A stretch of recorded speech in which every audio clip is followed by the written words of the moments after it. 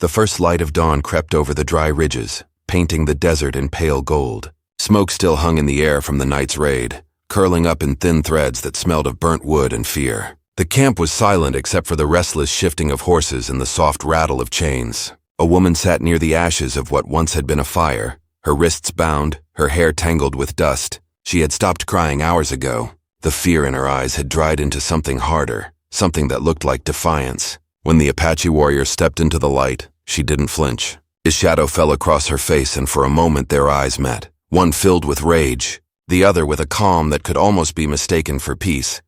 He carried no gun, only a long knife that glinted faintly in the morning light. He didn't speak right away. The wind tugged at his dark hair and lifted the feathers tied to his arm. He studied her the way a man studies something he doesn't yet understand, something that doesn't belong to him, yet calls to him in a strange way. Around them, the other warriors were mounting their horses, ready to move before the sun grew too high. She was the last captive left unchained. He walked closer, the sand crunching under his moccasins, and then he knelt beside her. The blade touched the chain, and with a swift pull, the iron broke apart. "You're free now," he said quietly. The woman didn't rise. Her wrists were red and raw, but she didn't rub them. She looked at him with eyes that had seen more than one kind of death. Then, with a trembling breath, she whispered, "I'd rather die than be yours." The words hit him like a bullet. He didn't move, only watched her stand, weak but proud. For a long moment, the desert wind was the only sound between them. It carried the faint echo of distant hoofbeats and the smell of mesquite. Somewhere far off, a hawk cried, a lonely sound that hung in the air like a warning. No one knew her story. Some said she was taken from a burned settlement days ago, the only survivor when raiders swept through the valley. Others whispered that she came willingly, running from something even worse. But the truth was buried deep, hidden behind her silence and her refusal to beg. The Apache warrior had seen many captives before. Some pleaded, some cursed, some prayed. None had ever looked at him the way she did, like he was both her savior and her enemy. He stood and looked toward the rising sun. "You can walk," he said. "The nearest town is 2 days from here." She looked at the open desert and then back at him. "You'd let me die out there?" He shrugged. "You said you'd rather die." Her jaw tightened. For a heartbeat, she looked ready to strike him. But then her gaze fell on the horses, the warriors ready to leave, and the endless land stretching in every direction. Freedom wasn't always mercy. Sometimes it was a curse. She had lost her home, her family, and her faith in kindness. Yet now, faced with this man who had just set her free, she felt something else. A strange pull that frightened her more than the chains ever had. The Apache turned and gave a short command in his tongue. One of the men rode forward, tossing a small water skin at her feet. Then they rode off, leaving her standing alone beside the dying fire. Dust rose around them, and within moments they vanished behind the ridges. The silence that followed was deep and heavy. She was free, and yet she had never felt more trapped. Her throat burned from thirst and her body trembled with exhaustion, but her mind was sharper than ever. Freedom was hers now, and so was the choice: to walk toward death or to follow the path those men had taken. She looked down at the knife mark on the chain and touched it gently. His knife had been clean, precise, almost careful. That small act lingered in her thoughts. There had been something in his eyes, a flicker of humanity or maybe pity. She shook her head, unwilling to believe it. Men like him didn't feel pity. They took what they wanted and left ruin behind. Still, the image of him cutting her free refused to leave her mind. Hours passed as the sun climbed higher. The heat pressed down on her shoulders, and the desert began to shimmer. She found a half-broken trail that wound between dry rocks and low brush. With each step, her bare feet tore against the ground, but she didn't stop. She walked until her vision blurred and the world swayed. Just when she thought she would fall, a sound reached her ears, the distant crack of a rifle, sharp and echoing. Then came another. Her heart froze. Gunfire meant men, and men meant danger. She crouched low, hiding behind a boulder, her breath ragged.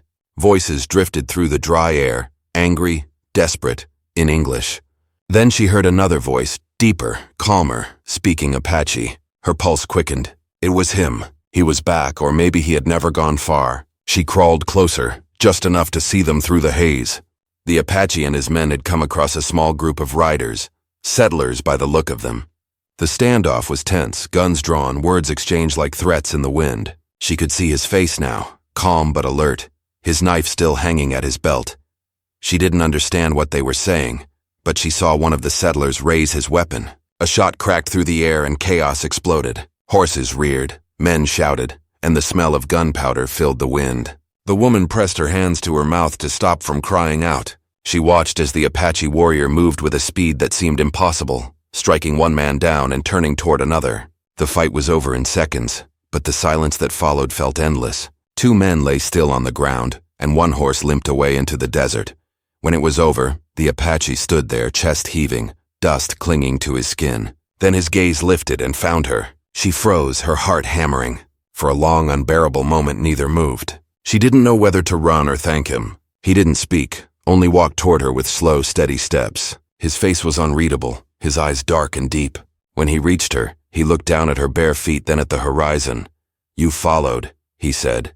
She tried to speak but couldn't find her voice. He handed her the water skin again, his hand rough and warm. She hesitated, then took it. The taste of water burned her throat but brought life back to her body. She wanted to say thank you, but pride stopped her. He seemed to understand. His expression softened for a heartbeat, then turned hard again.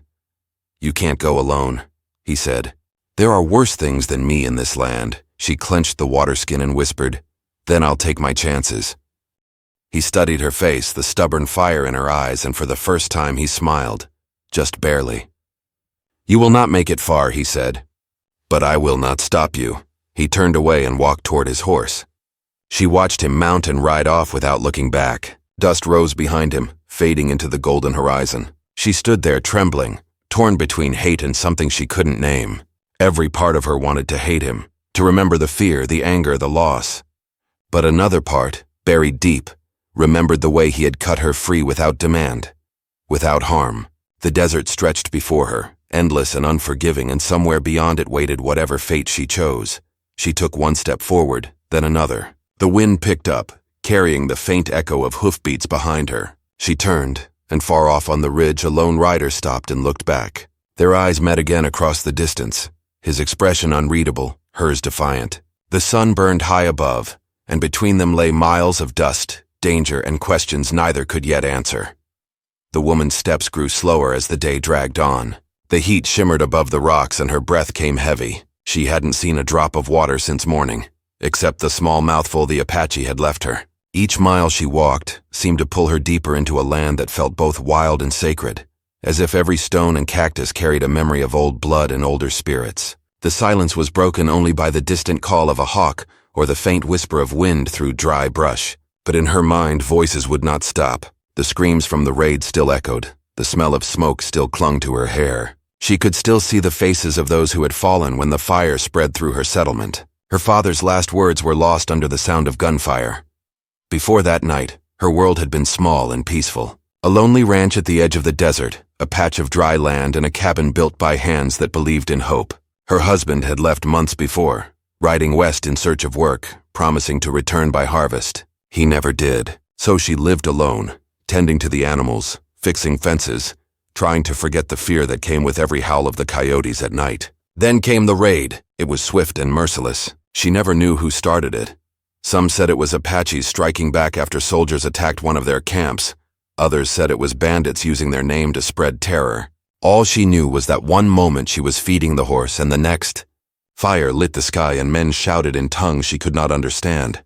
She had been dragged from the burning barn, thrown across a horse and taken into the wilderness. For days, she was moved from place to place, never knowing where she was or why she was kept alive. She waited for the moment they would kill her, but it never came.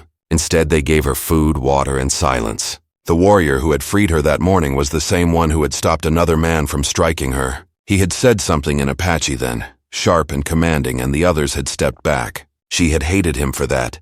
Hated him because she couldn't understand whether he was saving her or claiming her.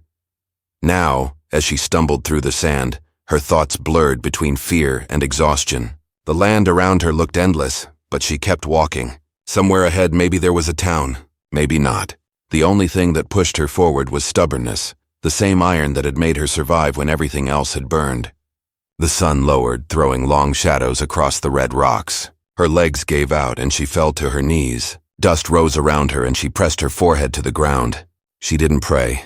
She had stopped praying a long time ago. A faint sound made her lift her head. A horse's neigh, soft but close.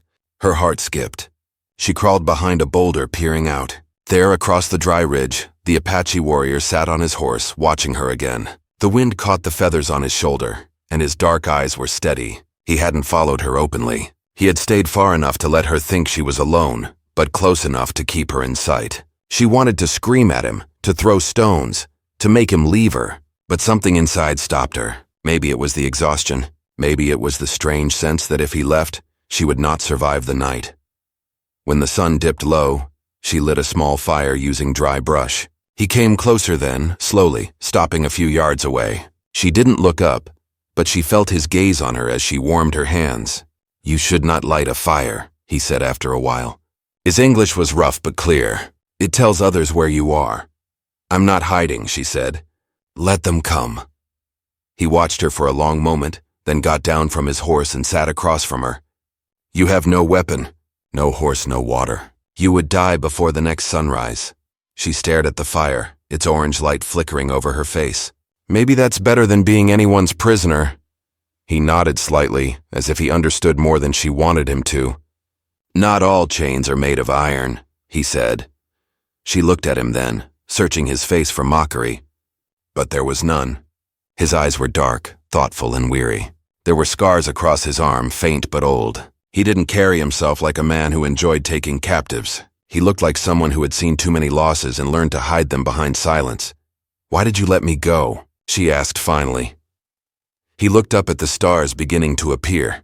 "Because killing you would make me no different from those who burned my people," he said quietly.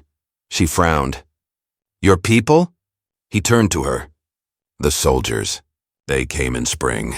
Said we stole horses. Said we killed settlers. They shot our elders, burned our homes, took our children. You think only your people suffer?" His words cut through her like the desert wind. For the first time, she saw him not as a savage, but as someone born into a war that neither of them started. She wanted to hate him, but she couldn't.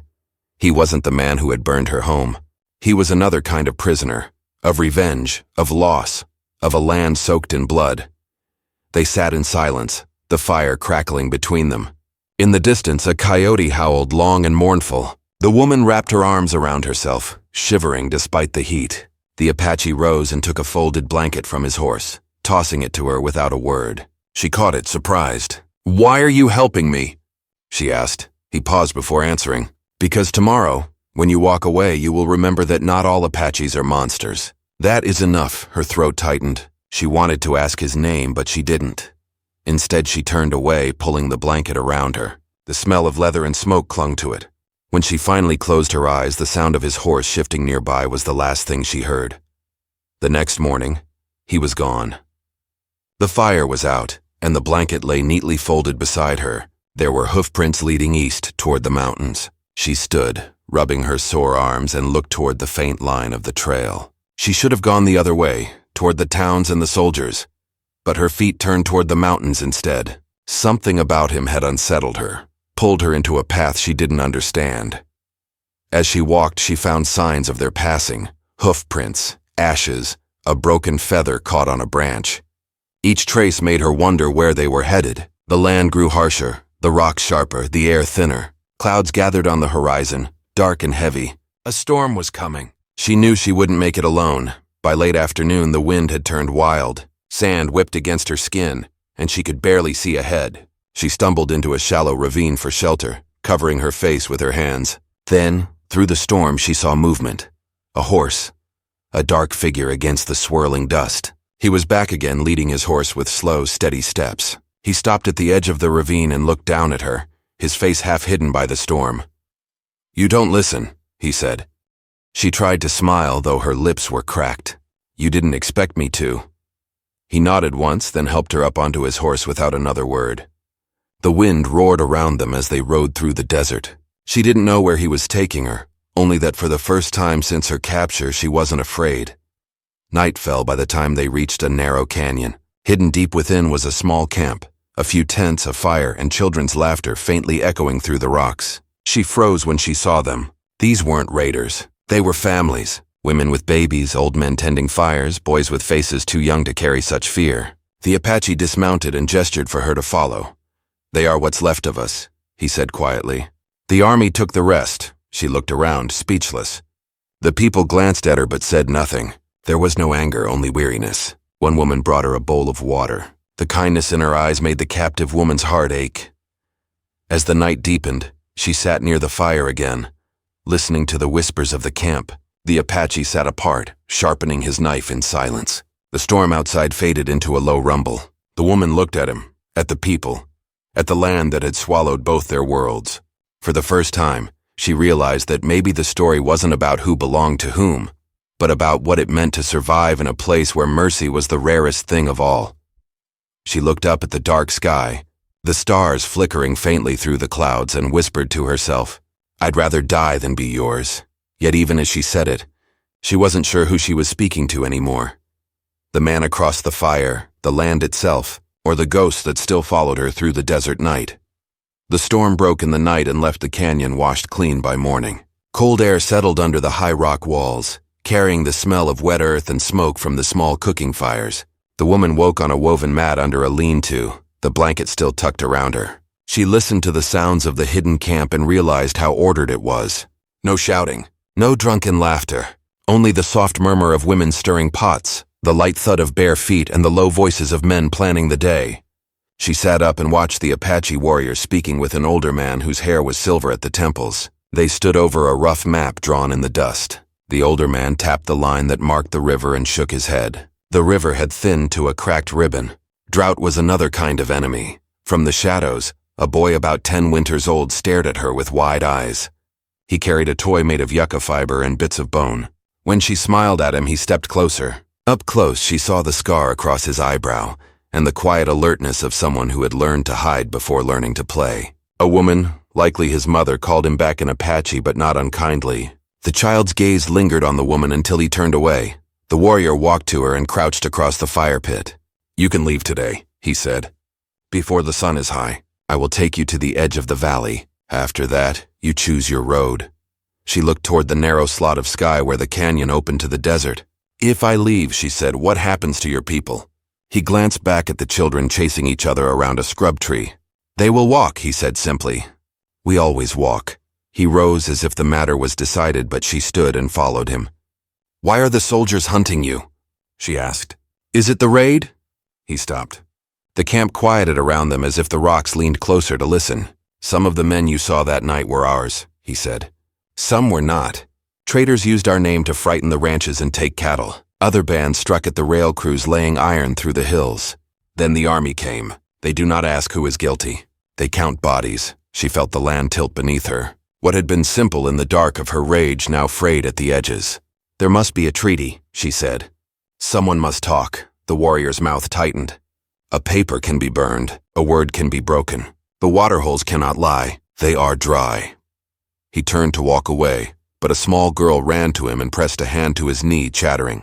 He lifted her and set her on his hip the way any uncle might. For a moment he looked younger, almost unburdened. Then a shout went up at the canyon rim. Men sprang to their feet. The warrior handed the child back to her mother and moved with the others toward the narrow entrance. The woman followed until a hand touched her sleeve. It was the elder with silver hair. He nodded toward a shaded corner. "Stay in shadow," he said in slow English.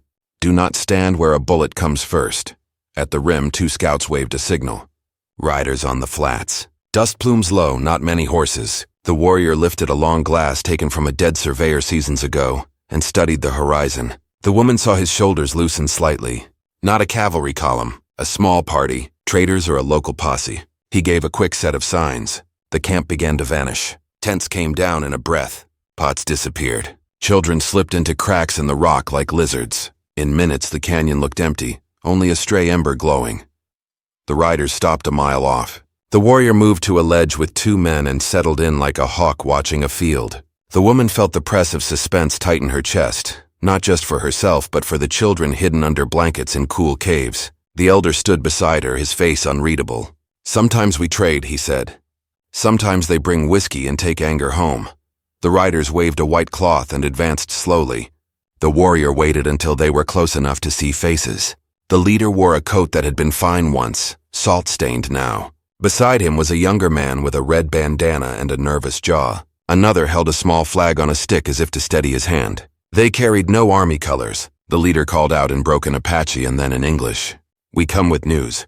We come for a child." The canyon held its breath. The warrior glanced at the elder, who nodded. He stood and stepped into view. "Speak," he said. The leader cleared his throat. "A patrol from Fort Loomis rides south. They say Apaches took a settler woman 2 nights back." He looked uncertainly toward the woman before continuing. "They sent a paper to town offering coin for any captive turned over alive. Some folks whisper your band took her. I do not care about coin. I came because a boy from our town is missing. He was last seen near the river. We found moccasin tracks. We want him back." A murmur went through the hidden camp. The woman felt a strange coldness. A missing boy. She thought of the scar on the child's brow and his quiet gaze over the toy. The warrior's eyes flicked toward the shadow where the children hid, then back to the riders. "We have no boy from your town," he said. "Our own were taken months ago." He did not raise his voice, but it carried. The leader frowned. "Tracks go to the hills," he insisted, "and folks say your men traded a milk cow yesterday. The brand is from our valley." The warrior's jaw set. "Cattle stray," he said. "Men lie. Soldiers burn." The standoff stretched like rawhide left in the sun. The riders' horses stamped and tossed their heads. The woman could feel a choice gathering like thunder at the edge of the sky. If the riders saw the camp, it would bring more men, more weapons, the end of this fragile refuge. Then another voice rose from the canyon wall. It was thin but strong, the elder's wife. "Ask them where the survey men go," she called in English roughened by age. "Ask them what they pay to lay iron across graves." The leader looked startled. "The rail crews are north. They cleared out after the last attack. We do not want them back. The railroad brings gamblers and hard drink. It brings the army. We only want the boy." The warrior lifted a hand. "Go home," he said. "The next riders will wear blue. You do not want to be here when they come." He stepped back, and in that motion the canyon swallowed him again. The riders hesitated, then turned and rode toward the flats, their dust pulled thin by a rising breeze. When the last speck faded, the camp exhaled. People emerged from stone and shadow, but the calm did not return. The elder and the warrior argued in low tones beside the fire pit. The woman moved closer and caught enough English to follow. The elder wanted to move immediately into the high mesas, land harsh enough to lose a regiment. The warrior wanted to stay one more night to gather food and check a spring and a sidewash. The elder warned that the soldiers would find the ravine by noon tomorrow. The warrior countered that if they fled empty, the old and the small would fail in the open. Neither raised a voice. The decision was not simple. As they spoke, the woman felt another thread tug at the fabric of the day. She found the boy with the scar sitting alone near the canyon wall, turning a smooth stone in his hands. When she knelt, he slid a glance to her face, measuring her. She spoke softly. "Do you come from the town?" she asked. He shook his head once. His mouth pressed flat, a stubborn little line. She looked toward the women stirring corn and beans. The boy's mother watched with guarded eyes. The woman returned to the boy. "What is your name?" she asked. He didn't answer, but his fingers tightened on the stone. She reached out and touched the toy he had left in the dust. "My father made me toys from bone when I was small," she said. "He said the land remembers those who laugh on it." The boy's face shifted a degree, a cloud crossing a pale sun. He spoke one word in Apache and pointed at the canyon mouth. "Found." She glanced toward the entrance. "Found where?" He pointed again and traced a circle on the ground, then a line like water. "Found at the spring." The woman stood slowly, the meaning settling like silt in a jar. Perhaps the boy was not taken from town. Perhaps he had been found near the spring and had followed them like a stray foal. Or perhaps he did belong to the town and would not say so, out of fear or loyalty to the hands that fed him now. Either way, the spring in the sidewash had become more than water. It was a knot tying all paths. While the camp prepared to move, another subplot slid into focus. On the far edge of the canyon, 2 young men argued over a small sack. The woman saw the warrior stride to them and pull the sack open. Inside was a handful of silver coins stamped with a federal eagle. The men looked defiant. One spoke in a flood of Apache. The warrior's face went still. He asked a single question and their eyes fell. The elder joined them. The story came out in pieces. At dawn before the storm, the young men had traded a branded calf to a drifter near the river for these coins, thinking to buy cartridges before the soldiers closed the trails. The drifter had smiled too easily. Now the coins felt heavy with trouble. The brand matched the town, and the drifter had likely run to the fort with his story. The men were not cruel. They were desperate. The line between hunger and theft was thin as a reed. The woman watched the warrior weigh the coins in his hand and then toss them into the fire. They sizzled and blackened, a small, useless wealth. He did not shame the young men. He only said, "You will walk at the rear and carry the burdens until we find the mountain trail." The men bowed their heads. She felt a tug in her chest she was not ready to name. As the sun slid toward afternoon, the warrior led a small party to scout the spring in the sidewash. The woman asked to go. He studied her for a long second and then nodded. "Keep low," he said. "Do not touch the ground where the water runs. If a scout reads your print, he will know a woman walks with us." They moved through the rock like shadows. At the mouth of the wash, the warrior signaled a halt. He crawled forward on his belly, lifted his glass and fixed it on the far slope. The woman waited, every sense stretched. A hawk circled. Somewhere a stone rolled and clicked. The warrior eased back and whispered, "Blue coats. 2. Maybe 3 more behind the ridge." They watched the spring. Her throat tightened. The soldiers were not at the canyon yet. They were sitting on water, which was worse. If the camp moved without water, the old and young would fail. If they fought, the sound would call more men. The warrior's eyes flicked over the ground. He pointed to a narrow cut that ran above the spring, a hidden shelf worn by floodwater. "We take water from the back with gourds," he said. Night only. They waited until the sun kissed the rim. A coyote barked twice from far off. An answer came from the canyon. Signals nested inside the land. The warrior and another man slid down the cut with 2 gourds and vanished. The woman pressed herself into the rock, tasting grit on her tongue. She watched the slope where the soldiers waited. A flash of brass gave one away, then the shape of a hat. She imagined their thoughts. A patrol sent to hold a spring until a larger force arrived. Perhaps a young lieutenant eager to make a name. Perhaps a sergeant who only cared about getting his men home. The frontier did not divide cleanly. Men carried orders and orders carried trouble. A shout broke across the wash. Not from the soldiers, but from the far side. A gun cracked. The woman flinched. The warrior did not return. Another shout, closer. A man in a blue blouse stumbled into view, clutching his arm. The woman saw a third shape on the ridge, not blue, not Apache. A hunter's hat, a long coat, the easy stance of a drifter who sells news for drink. The drifter had found both sides and decided to profit from the noise. He fired again and a soldier ducked. The slope exploded into confusion. The woman nearly cried out, but a hand pressed her shoulder. The elder had come like smoke. His whisper was dry as leaves. "Do not move." Then the warrior rose from the cut behind the spring, water gourd strapped to his back, knife in hand. He did not attack the blue coats. He cut the rope that held their horses to a mesquite bush. The animals started, reared, and bolted up the wash. The soldiers ran after them, shouting. The drifter lifted his gun toward the warrior. The woman grabbed a loose stone and threw it down the slope. It struck near the drifter's feet. He jerked and shot wide. The echo rang across the ravine. The warrior slid back into the cut and vanished with the water.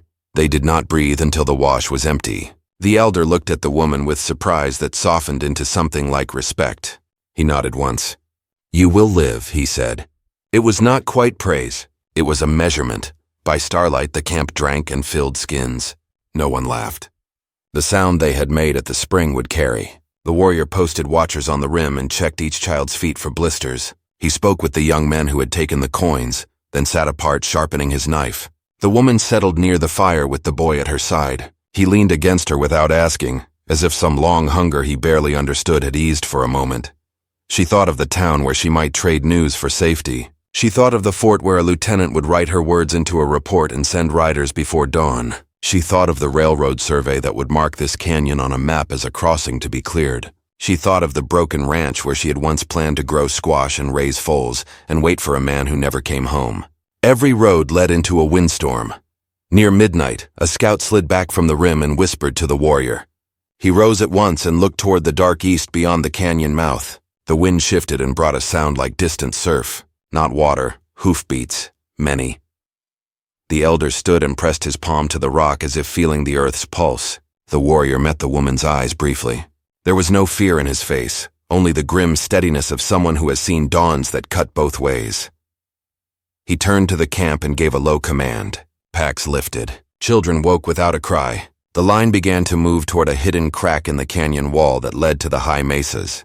The woman stood with the boy's hand in hers, the blanket around her shoulders, her heart pounding. She looked once at the narrow entrance where the sound grew fuller and the dust began to bloom like a ghostly cloud.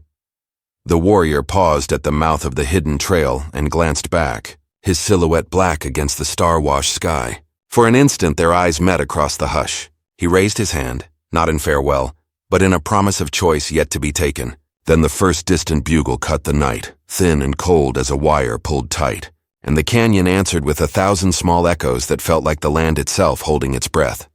The sound of hoofbeats grew louder, rolling like distant thunder through the canyon. The ground trembled beneath the woman's bare feet as she stood clutching the boy's hand, her pulse racing in rhythm with the noise. The Apache warrior moved among his people swiftly, his commands quiet but sharp. The older men helped the women gather their few belongings, while the younger ones armed themselves with old rifles and bows. Smoke from the dying fire curled upward and disappeared into the cold night air. The canyon that had felt safe now seemed too small to hold all that fear. The woman's eyes darted toward the dark cut in the wall where they had hidden their path to the high mesas. The warriors were guiding the families that way first, children and elders moving silently in a single line. She wanted to follow, yet her gaze kept returning to the warrior. He stood at the canyon mouth, the wind tugging at his hair, his face set toward the open desert. He had been ready for this. Somehow he had known it would come. His horse pawed the ground beside him, restless. The bugle cried again, closer this time, thin and sharp. The woman's stomach twisted. She had heard that sound before, the night her settlement burned. The soldiers had come too late to save anyone, but not too late to chase the ones who survived. Now that same sound seemed to circle back through her life, chasing her again, this time from the other side. The warrior turned briefly toward her. "Go," he said. "Take the boy. Stay close to the others." She didn't move. "What about you?" "I will hold them here," he replied. "If they find the trail too soon, no one will escape." The boy clung to her skirt, eyes wide. She looked at the canyon walls towering above them, then back at him. "You'll die," she said, her voice shaking. He gave a faint smile that didn't reach his eyes. "Maybe. But dying with purpose is not the same as dying in chains." He looked past her toward the families climbing the trail. "Go now. Every heartbeat matters." She hesitated, her throat tight with something she didn't understand. Anger, fear, or perhaps the weight of a debt she couldn't repay. But the old man appeared beside her, his hand firm on her shoulder. "Come, daughter," he said softly. "He knows the way of this ground. You do not." She let the elder guide her toward the narrow crack in the rock. Behind her, the warriors. Men were spreading out, finding high ground, loading rifles, whispering to each other in tones meant for ghosts. The boy stumbled once and she lifted him, carrying him against her chest. The climb was steep, the stones rough, but she forced herself upward. When she reached a bend that overlooked the canyon floor, she turned and looked down. Below, firelight flickered in small patches as the first line of soldiers entered the canyon. Their torches looked like crawling stars. The sound of metal of bridles and boots echoed faintly. The warrior stood alone in their path, his horse behind him, his figure tall and still. The woman's heart hammered so hard it hurt. She whispered, a prayer she hadn't spoken since childhood, one that had no name, only hope. The elder tugged her sleeve. "We cannot stop," he said. "They will see the light on our faces." Reluctantly, she turned away and followed the others higher into the rocks. The trail grew narrow, forcing them to move single file. The wind howled between the cliffs like a warning. Far below, a voice shouted an order in English, then the sudden crack of a gunshot split the night. The sound echoed up the canyon walls. Another shot followed, then another. The woman stopped, her breath catching. The boy whimpered softly, pressing his face against her shoulder. She wanted to cover his ears, to hide him from everything. But the shots kept coming, followed by the roar of answering rifles. The Apache defenders were firing from the ridges now, flashes of light cutting through the dark. Smoke began to rise from the canyon floor. The elder urged the group onward. "Do not look back," he said. "He fights to buy your time. You waste his gift if you stand." She forced herself to move again, though her legs trembled. Every sound below struck her like a blow. The thud of hooves, the sharp cries of wounded men, the hollow ring of metal against stone. The night smelled of gunpowder and fear. At the top of the ridge, they reached a plateau overlooking the desert. The moon hung low, casting a silver glow over the dry land that stretched endlessly to the horizon. The families huddled together, breathless, listening to the battle below. The woman knelt beside the boy, wrapping him in her blanket. He was shaking but silent, his small hand gripping hers tightly. The elder moved among the people, murmuring prayers in his language, his voice low and steady. But the woman could hear the doubt beneath his calm. They all knew the soldiers would not stop once the canyon fell. They would hunt the trail, follow the tracks, chase until dawn. Below them, the gunfire began to fade, replaced by shouting. She couldn't tell who was winning, only that it was ending. Then came a single scream, cut short, and the echo of a bugle again. Lower, slower. Her stomach turned cold. She rose, her heart pounding. The elder caught her arm. "No," he said, shaking his head. "You must not go down." She pulled away. "He'll die down there alone." His eyes were sad but firm. He knew that when he stayed. "I can't leave him," she whispered. "He saved me. He saved all of you." The old man's face softened. "If you go, you may die with him. But maybe that is the truth you must find," she didn't answer. She pulled the blanket tighter around the boy and handed him to a young woman standing nearby. "Keep him safe," she said. "If I don't return, tell him he was found by kindness, not war." Before the elder could stop her, she turned and started down the slope. The wind tore at her hair and filled her eyes with grit, but she kept going, her steps quick and silent. The echoes of the fight guided her, faint but steady. When she reached the last ridge before the canyon floor, she crouched behind a rock and looked down. The scene below burned into her memory. The canyon was filled with the glow of torches and the flicker of fires where the soldiers had gathered. Bodies lay scattered among the rocks, some in blue, some in shadow. The Apache warrior stood near the mouth of the canyon, leaning against his horse. His shoulder was bleeding, his rifle empty, but his eyes were fixed on the officers arguing beside the fire. She saw him take a step forward, his hand still on his knife. One of the soldiers turned and shouted. A gun was raised. The woman gasped, and without thinking, she rose and slid down the slope, rocks tumbling around her. She didn't know what she would do. She only knew she couldn't stand there while the world took him too. The sound caught the soldiers' attention. They turned their guns toward the noise. She froze, breathless, half hidden by the rocks. The warrior saw her then, his eyes widening. He shook his head sharply, a silent plea for her to go back. But she couldn't. The officer raised his voice. "Hold fire," he barked. "We need them alive." His tone was cold, commanding. The soldiers hesitated. The officer stepped closer, pointing his revolver toward the warrior. "You're coming with us," he said. "Your people are done. We'll take you to Fort Loomis. You'll answer for the raid," the warrior straightened slowly. "Then you'll answer for the children your men burned," he said. The officer sneered. "You think your words matter?" The tension crackled in the air like lightning waiting for thunder. The woman's hand shook as she searched for something, a rock, a weapon, anything. But before she could move, one of the soldiers spotted her and shouted, "Sir, there's another!" The officer spun, raising his gun toward her. For a moment, the world went still. The torches flickering, the dust swirling, the sound of her heartbeat louder than anything. The warrior moved before anyone else could react. He threw himself forward, grabbing the officer's arm and twisting it aside. The gun fired, the flash blinding her. The shot hit the rocks behind her and sparks flew. The canyon exploded in noise again. The soldiers rushed forward, and the Apache warriors who still lived rose from the shadows, answering with desperate fire. The woman stumbled, ducking behind a fallen horse. Smoke filled the air. Through it, she saw the warrior fighting hand to hand, his knife flashing in the torchlight. A soldier charged toward her. She turned, grabbed a burning branch from the ground and swung it wildly. It struck his arm and he fell back cursing. The heat scorched her hand, but she didn't stop. She ran toward the warrior, calling his name though she didn't know if he could hear her. He turned at the sound, blood running down his side. For a heartbeat, their eyes locked again across the chaos. In them she saw everything, the fire, the loss, the strange mercy that had tied them together since that first dawn.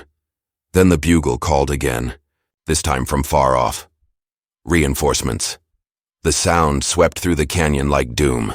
The officer, wounded but alive, shouted for retreat. The soldiers began pulling back, dragging their injured with them. But the Apache fighters were spent, their ammunition gone. The woman reached the warrior just as he stumbled. She caught him under the arm, half pulling, half dragging him toward the rocks. His breath came in harsh gasps. "You should have gone," he whispered. "I couldn't," she said. "Not without you." He looked at her, his face pale under the torchlight. Then we run, he said. They started toward the back of the canyon, the sound of hooves echoing again behind them. The firelight grew dim, replaced by the cold silver of the moon. Around them, the shadows moved, some friend, some foe. The woman didn't know which. The elder's warning still echoed in her mind. Not all who live are free. She gripped the warrior's arm tighter as they climbed over the rocks, the boy's face flashing in her memory, the cries of soldiers fading behind them. Every step forward felt like walking on the edge of fate, with the storm of war at their backs and a silence waiting ahead that could mean either freedom or the end. The night stretched long and cold as the woman and the Apache warrior moved through the rocky land, their breath clouding in the moonlight.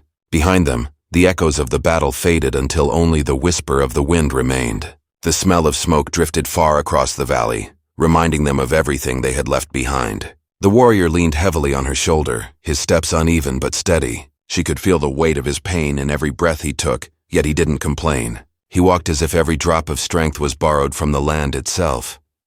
They reached a narrow gully where the rocks formed a shallow shelter. The woman guided him down carefully, easing him against the wall. His wound was deep but not fatal. She tore a strip from her skirt and pressed it against the bleeding side, whispering softly, though she didn't know if he could hear her. The moonlight caught his face, showing lines of exhaustion and grit. His eyes opened slowly, meeting hers. "They will come again," he said. "The soldiers. They will not stop," she shook her head. "They won't find us. The storm's covering our trail." He gave a faint smile, one corner of his mouth lifting. "You speak like one who knows this land." "Maybe I'm learning," she said. "You taught me that." He watched her for a moment, then looked toward the open desert. "You should go to your people when the sun rises. There's a town west of here. They will take you in." Her heart tightened. "And what about you?" "I'll find the others," he said quietly. "The elder will lead them to the mesas. There's still land there no one has taken. We'll rebuild." She could hear the weakness in his voice and the pain he tried to hide. "You can barely stand," she said. "You need rest. You need help." He shook his head. "My people have only what they can carry. If I do not go, they'll think I fell. The land needs stories of those who survive, not of those who hide." She pressed her hands against his wound again, anger and sorrow mixing in her chest. "You talk about surviving, but you're bleeding to death. You can't help anyone if you're gone." He caught her wrist gently, his hand warm despite the cold. "And you," he said. "You said you'd rather die than belong to me. Yet here you are." The words struck her like a slow echo. For a long moment she couldn't answer. Then she looked at him and said, "I didn't stay because I belong to you. I stayed because you're the only one who saw me as more than something to be taken." He looked away, his eyes tracing the horizon where dawn would come. "The world you came from will not understand what happened here," he said. "To them you'll always be a woman taken and then freed. They won't believe there was anything in between." "I don't care what they believe," she whispered. The first pale light of morning began to touch the sky. The desert looked softer now, like the world had taken a breath after the storm. She could see the outlines of distant hills, the shapes of cacti rising like silent witnesses. The air was sharp and clean, and somewhere a lone bird called out. She helped him drink from the water skin and tore another piece of cloth for his side. As the sun climbed, they heard faint movement behind them, a soft crunch of footsteps. The woman froze, her heart racing, but then a small voice called her name. The boy appeared from between the rocks, his face streaked with dust but alive. He ran toward her, and she caught him in her arms, trembling with relief. Behind him came the elder and two of the younger warriors, weary but unhurt. "We thought you were gone," the elder said. "The soldiers followed the river instead of the trail. The storm saved us." The woman helped the Apache to his feet as the elder approached. Their eyes met in silence. The old man nodded slowly. "He fought well," he said. "The spirits will remember." The warrior's voice was low. "We must move before noon. They'll search the flats next." The elder glanced at the woman. "You can come with us or you can go west to the town. The choice is yours. But if you come, you will not return to the world you left. You will live as we do, between sky and sand." She looked down at the boy. His hand found hers, small and trusting. She looked at the warrior, standing weak but proud, and then toward the distant line where the horizon shimmered. The memory of her burned home flickered in her mind. The life she had lost, the people who were gone. That world had turned its back on her long before this one had offered her a place. "I'll go with you," she said softly. The elder studied her face, then nodded once.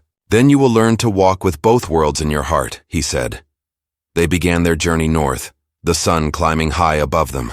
The land stretched out endless, wild, and untamed. Each step carried the weight of everything left behind, and the fragile hope of what might come next. The woman helped the Apache onto his horse, and the group moved slowly through the rocks. The boy walked beside her, clutching her skirt. By afternoon, they reached the edge of a wide plateau. From there, they could see the valley spread below, the faint glimmer of smoke from the ruined canyon, and the far line of green that marked the river. The elder stopped and raised his staff toward the horizon. "That is where we'll go," he said. "Beyond that ridge, the land still belongs to no one." The woman looked back once toward the south where the soldiers would ride, following trails that led nowhere. She felt no fear now, only a strange calm. The wind lifted her hair, warm and dry. She took the boy's hand again and followed the others toward the ridge. That evening, when they stopped to rest, the warrior's fever had broken. The woman sat beside him as the sun sank behind the hills, painting the sky in shades of red and gold. "You should sleep," she said. "Tomorrow will be long." He turned his head toward her. "You still have time to leave," he said quietly. She smiled faintly.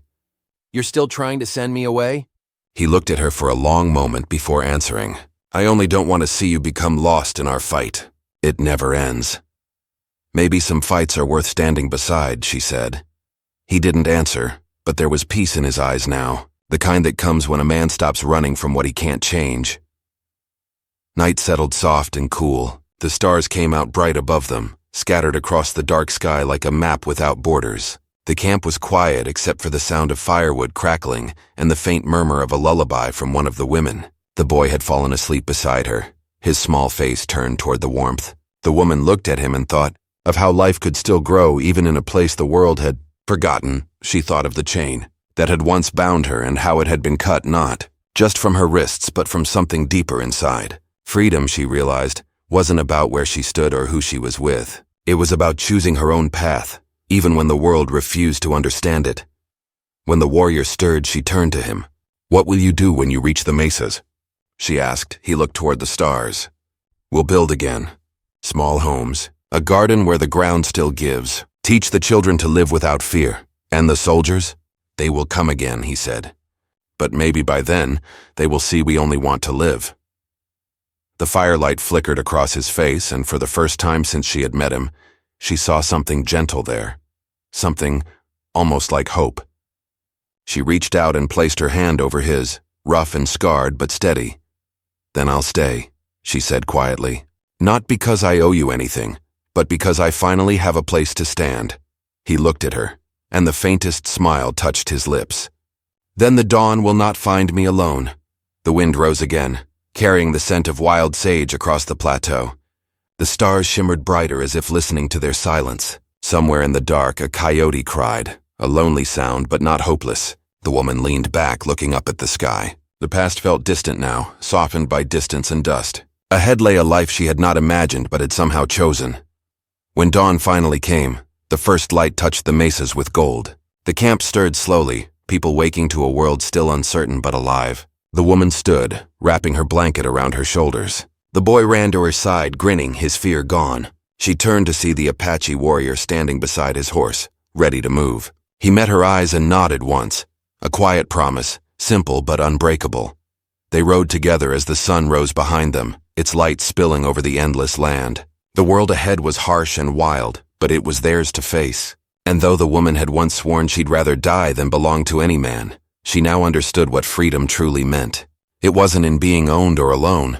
It was in standing beside someone not out of fear or debt, but out of choice. As the wind carried their tracks into the vast desert, the land seemed to breathe again, forgiving what had been broken. The war, the loss, the pain, they would all fade in time. But the story of that dawn, when a woman found her strength and a warrior found his peace, would live on in the whispers of the wind and the memory of the earth.